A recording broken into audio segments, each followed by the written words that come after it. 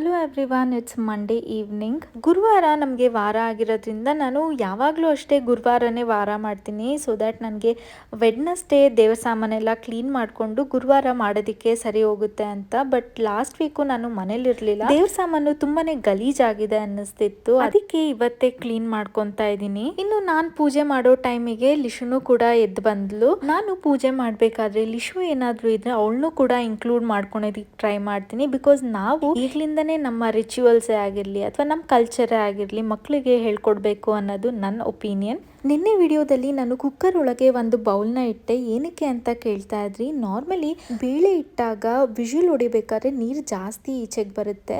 So ಒಂದು bowl ಇಡೋದ್ರಿಂದ ಅಷ್ಟಾಗಿ ಬರಲ್ಲ.